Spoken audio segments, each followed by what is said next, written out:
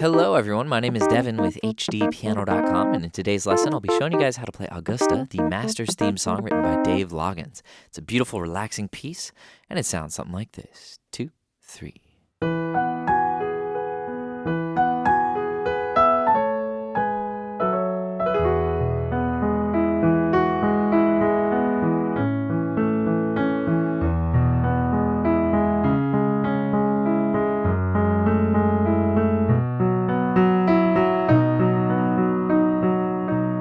Alright, so that's part 1, and that's all we're going to get through in this video. But over at HDpiano.com, we'll break down all the remaining parts as well as play through the entire song from top to bottom, so I hope to see you there after this. Now, I don't know much about golf. I've never played it. I've played mini golf, I suppose. I had a neighbor that was obsessed with golf, and I have a few friends that do play. Personally, I just have never really understood the sport. But obviously, if you're here learning this song, chances are you like golf, and I want you to change my mind about golf. I don't hate golf. I just don't get it.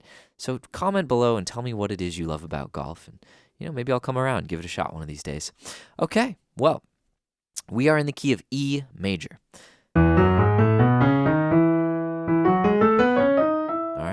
That means there are 7 notes in that major scale, and just a quick scan of the page tells me that there are no accidentals that I can see right off the... Yeah, I think this is an entirely diatonic song, meaning we're only going to see those 7 notes, so it's imperative that you know them. E, F sharp, G sharp, A, B, C sharp, D sharp, and E. All right, so here are our 4 accidentals, our 4 sharps, and otherwise we have all white notes. 3 white notes, 4 black notes, and that gives us E major. Okay, so file that away, study that if you need to, and then let's move on. Next thing I want to talk about, our time signature is 3/4. That means there are 3 quarter notes per measure, so we count it like 1, 2, 3, 1, 2, 3. That's kind of like a waltz feel. Most music is written in 4/4, so just be aware that I'll be counting 1, 2, 3, or 3 and go, right? So let's dive right in. What do you say? Middle C is here, and our left hand is going to kind of lead the charge to start. We're going to play that same 6-note pattern for 2 measures. That's E, B, F sharp, G sharp, B, back down to B, and then back down to E. But nice and slow. 3 and 1 and 2 and 3 and again and 2 and 3 and A, G sharp, F sharp, and that marks kind of the little piano intro, and then the guitar takes over. And so we'll be learning the guitar following that, because this is a standalone arrangement that kind of takes that whole ensemble and makes it work on piano. So what's going on in the right hand over that? Pretty simple. That's B, F sharp, G sharp. Happens again. And then we play E on the and of 3, and then C sharp and A with A in our left. Kind of do a nice downward roll. Take it down a step in the scale. That gives us B and G sharp. And then we land on A, B, and E. We're going to do a quick kind of grace into a C sharp there from the B, and then we land on this downward roll. Kind of think of it like strumming up the guitar. E, B, G sharp, F sharp. Right? Very nice, very nice. All right, let's put it all together. 3 and.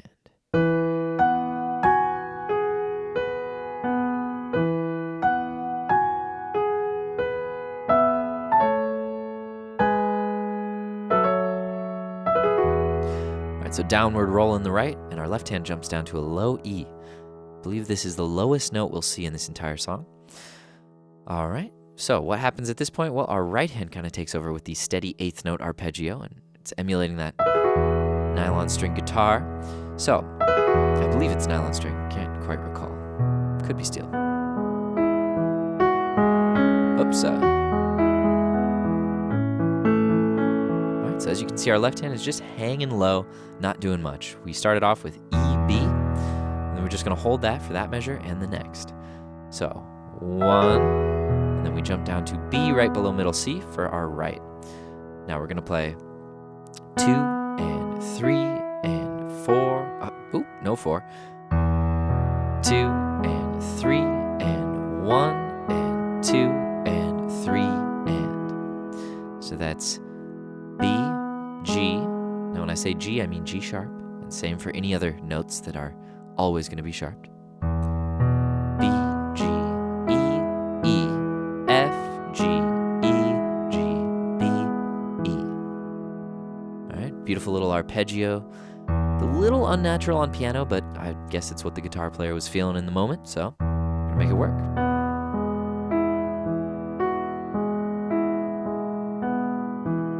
All right, so that chord is E major. All right, we see these notes, and just like we did this, we also see this F sharp, so it's E major, add 9. Then we're gonna go to just a straight A major. We're gonna see these notes here, A in the left, C sharp, E, and A in the right. In a different order though, E, A, C sharp.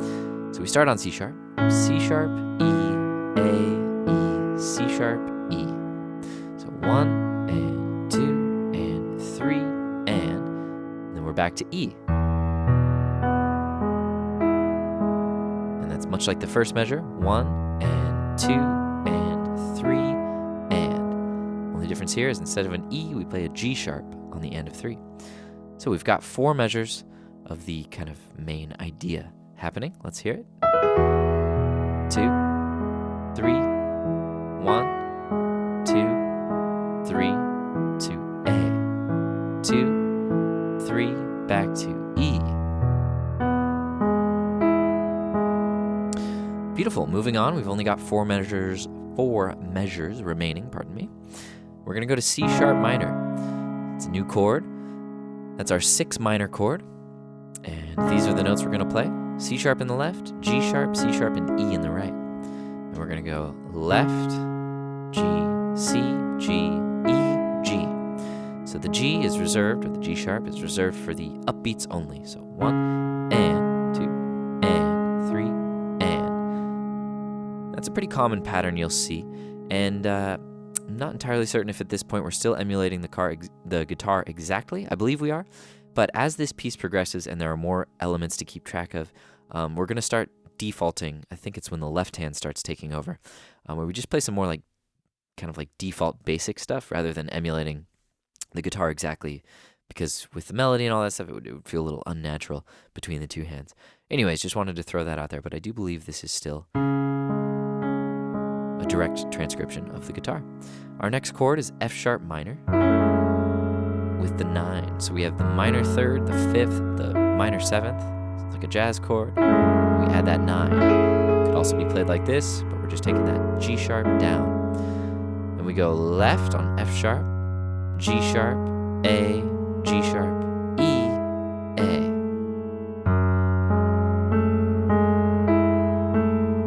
And then we get to B sus, which is like a B major chord, but instead of the 3rd, we play the suspended 4th. So we have B, F sharp, B, and E, and we're going to play a similar pattern. Left, F sharp, B, F sharp, E, F sharp, right? So that upbeat on the thumb there. Then we're going to switch to D sharp in the right, D sharp, F sharp, B, F sharp, D sharp, F sharp. And that's going to continue into the next measure, but that's where we're going to stop in this lesson. So what I'm going to do is go ahead and go back to the beginning and play everything super slow, connected all the way through, and then we'll head on over to HDpiano.com to learn the rest. Here we go. 2 and even a little slower maybe. 1 and 2 and 3 and.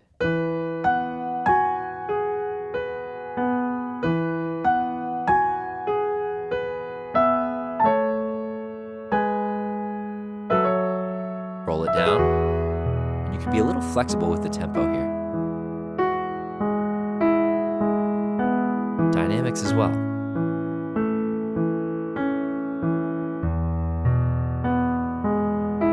And 1, 2, 3. 1, 2, 3. 1, 2, 3.